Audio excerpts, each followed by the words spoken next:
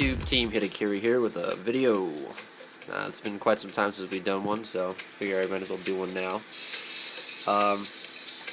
So yeah, today's video I guess is gonna be like a couple different things.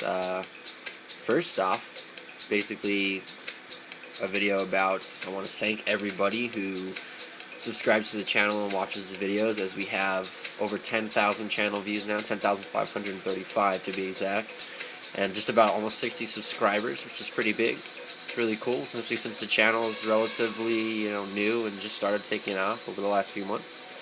So thank you very much, everybody.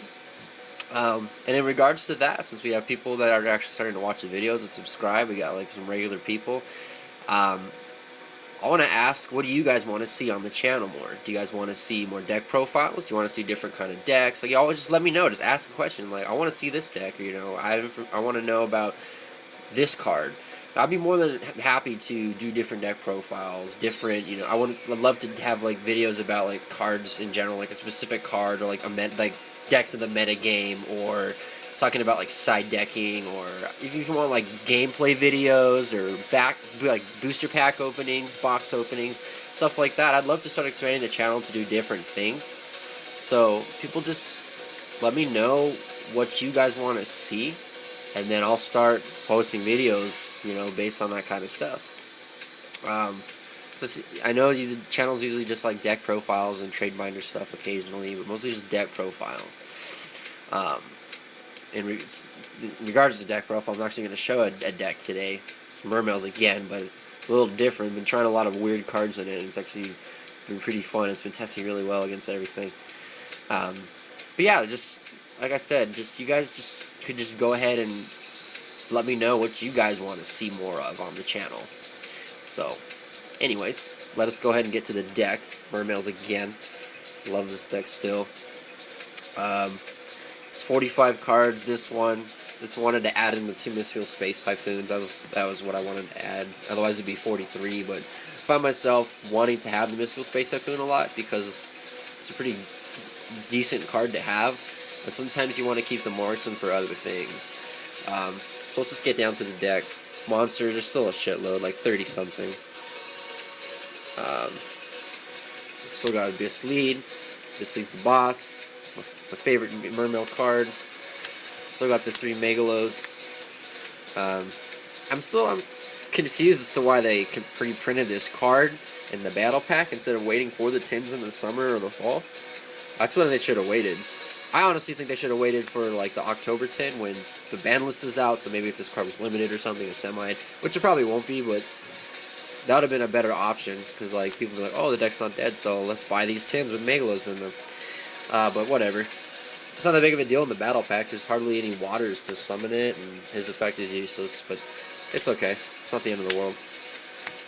Okay, and they're still pretty TS. TS is really powerful. Of course, you have the 3 Lynn. She's the workhorse of the deck. She gets everything done. Sets up so much. Still 2 Gun. Love Gun so much. She should have been a foil. Turge. Really good card. 2 Pikes. Not playing a 3rd because I'm playing the Turge. So, and I didn't want to have 3 and 1 because I think there's a lot of level 4s. Although there is a level 4 Mermail deck that I've been screwing around with. 3 Dragoons. Guy's way too powerful to not play. 3 of. Same with this guy, Marksman. I like this guy at 3. He helps so much. He generates a lot of advantage for no reason. Just 2 infantry in this version. I found myself not really needing it as much with this one. So I cut it out and added in a trap card. I'll get to that. I'll tell you what trap card it is when I get to it. Deep Sea Diva. I just cut it down to 1 now, for the sole purpose and the fact that she's not that great now. Like, everybody wants to be playing max season Veilers in their decks because they want to stop dragons. They want to, stop Mermails. They want to stop explosive decks. They also want to stop monster effects from going off. And when either one of those cards is dropped on the summon of a Diva, it hurts you so bad. Because if you summon Diva Veiler, boom. There's nothing else you could really do from there. That sucks a lot. You have to waste a sphere to get a guy out. And the other thing is, if you Diva and they max C, you have to really keep going, because honestly, Diva into Catastor, they're still going to draw 2 cards, and Catastor's not that big of a deal. If you're not generating 4 cards, if you're not making Duloran or, you know, like Scrap Dragon off of a Diva play, then it's kind of a waste of time. And if you do that under Max C, they're drawing 5, 6 cards, you know, it's like, get real, you know, why just might as well just not play that match anymore. So I found myself not wanting to play multiple Divas, because, again, it's not that big of a deal. Still good though to have the one. You keep cycling it with turds when you need to, and then you can search that if you want it. Really want it with your goons, and it drawed a lot actually too. Double Tidal, took off the 3rd because it was kind of becoming dead weight. The 2 is just as good. 3 titles I think is only beneficial if you're playing some other cards, and I'll get to that in a little bit. So I just like the double, and then still triple effect Veiler. It's too powerful, stops everything. And it's great to synchro out with them, with Dracosac tokens, and also with level 7s to make easy level 8 synchros. Alright, spells. Got Dark Hole. We got Avarice. Still got all the power cards in here. It's a deck that still can play Dark Hole and Heavy Storm because it has a lot of OTK potential, so you still want to use them. And then Reborn's always a great card. And then, like I said, I added the Mystical Space Weapons to be card 44 and 45. It hasn't really hurt the consistency of the deck. It's actually been a lot better because it gives me another card I can set, so it's another bluff. It's also a nice setup card. If I do have Lind, set the Lind and set the Mystical Space Typhoon instead of having to waste a sphere or something. Or not having to set a Breakthrough skill super early when I have Veiler in my hand, or stuff like that. Mystical Space is a really good card. Now, in regards to taking out the other Diva, I added in Solemn Warning, and so far it's been really good. That 2000 life is actually nice. I tried Solemn Judgment at first, but paying half the life, especially early game, against some of the decks right now, it wasn't that useful. And I'm not really concerned about stopping spell and traps. Mostly just monsters. That's what the deck has a big problem with, is monsters. Monster effects. That's why you got to play a lot of negating cards, and you got to play a lot of bigger guys. And I guess traps that protect you and traps that get rid of their shit. So Solemn Warning, honestly, is a lot better. Plus, it stops the spell and traps that do generate advantage against you. So it's nice. So far, it's been great. I have not been pissed or upset when I activated the warning. All right. And then 3 Abyss Spheres. I mean, it's too good to play. Too good not to play, rather. Double Breakthrough skill. It's a very powerful card. I love it.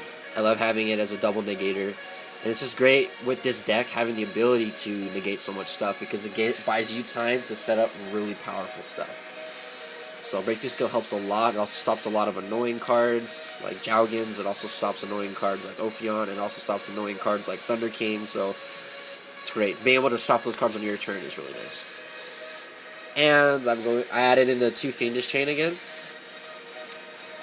So far they've been working very well. When you interchange the Breakthrough skill of Veiler and the Fiendish Chain around, you target the right stuff with them, like, it helps out a lot. Plus, this is protection for you if you need it, but it's mostly for the negation of, like, little creatures. So you can save the Breakthrough skills and the Veilers for stuff that actually matters, but these are always good too. It actually depends on what you're playing, like, I don't know. You just gotta think smart with all of them. They're all really useful. And then the last 2 cards of the deck are 2 Safe Zones. Surprisingly, these are really good in here. I was actually really surprised. I didn't think it would be that crazy, but it's served multiple purposes. I mean, first off, the reason I wanted to put it in there was the same idea that it was in that Down Rabbit deck, and same idea people played in, like, Evil Swarms and Constellars, is to protect your Exceed monster. And I was like, okay, you know, Abyss Gaios is a pretty big card. His effect is annoying as hell, and he pretty much shuts down every deck. So if I save down Abyss Gaios, it's going to be pretty annoying. And lo and behold, I've been playing with this deck against a lot of different things, and when I bring out Gaios turn 1 and just safe zone it, and then they get really upset because it can never stop and they can't get rid of it. It's pretty bad. And then safe zoning a Dracosac is pretty annoying too, because he's indestructible. Even if this goes, he's not dying. It's pretty silly. What else?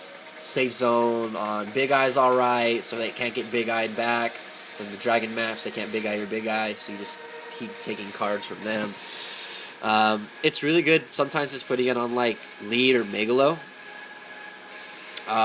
Like if you really need to keep a level 7 out for the turn, so you like if you only have a megalo play or like megalo pike, so you can get your card advantage, and then you just set the sphere, and then you can safe zone megalo so he can survive a turn if he was gonna die for some reason, and then you can sphere next turn to grab rank 7 monster. Another thing I've been using it on is Lind, like summon Lind, and then if they're not going to do anything to me, if they're trying to blow up stuff, like you could safe on your guys, so it's like acting as a sphere, so you still get a monster out. Or you could just safe zone the Lind, and then they have to go way out of the way to destroy safe zone. And if they do destroy the safe zone, or safe zone leaves the board at all, Lind leaves the board, so you get another guy. So it's like, oh my god, there was a guy that just waited like 6 turns to get rid of the safe zone because he didn't know what to do. And by the time it was gone, I got a guy off that, and that was 6 cards in my hand, and 6 cards in Mermail's hand is a game, is it to win. So she just allowed me, it was like a messenger of peace at that point, it just allowed me to draw a bunch of cards. So that was pretty cool. And it's always nice just like equipping it on their guy when they're trying to heavy storm or something. So you get this on one of their guys, and you have a sphere, so you get a Lind out, and then they go, that sucks. So yeah, that's the deck. I don't really know what I want to do for the side deck for it. Extra deck's the same. I guess you want to see it's just like Armory Arm. Oh, fuck. Armory Arm, Cataster, Dumorin, Black Rose, Scrap Dragon, Crimson Blader, Zedmains, Trite, Leviathan, Dweller, Shark, Big Eye, Dracosac, and Double Gaios. He is the best one. For people who have been messaging me lately saying, oh, this deck's really fun, but I can't afford Big Eye and Dracosacs, what other rank 7s can you play? Abyss Gaios is honestly the best rank 7 you could possibly make with this deck. He shuts down so much crap, and then when you safe zone him, it's really gay. Other rank 7 options that are currently out that you can play are Gaia Chargers. Those are pretty nice. And to be honest, if people who are trying to play this deck now, since Megalo is reprinted and they can't afford Big Eye and Dracosac, there's other ways to play this deck that I've been screwing around with. The Abyss Mander version. Abyss Mander's that lazy-looking guy where if it's in your grave, you remove it from play.